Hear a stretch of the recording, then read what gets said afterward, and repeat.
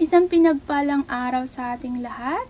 So ako po si Sister Jane ng Taiwan Chapter, isa sa napili ng ating Diyos na buhay na magpakatotoo sa gawain ng Family Camp.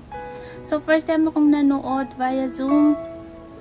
So yung presence ni Lord sa gawain, simula D1 hanggang pagtapos ng gawain is damang-dama mo yung presensya ni Lord, at lalong-lalo na sa pagtayo ng ating tatay at nanay is damang-dama natin, lalo na yung mga turot aral ng tatay at nanay na kailangan mong makinig dahil gagamitin mo yon para maabot yung pamilya mo.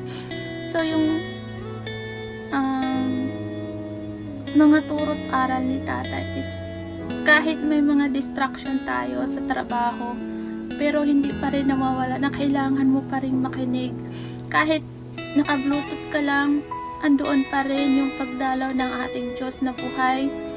Kung paano siya dumalaw sa dwelling place is damang-dama din natin. Kahit nasa Zoom lang tayo, is damang-dama natin yung presence ni Lord na dumadalaw sa atin. Yung family camp kasi, hindi lang siya para sa pamilyado na. So, pwede din siya sa atin na wala pang pamilya. So, bilang ginagamit ng ating Diyos na buhay upang maabot ang buong pamilya natin.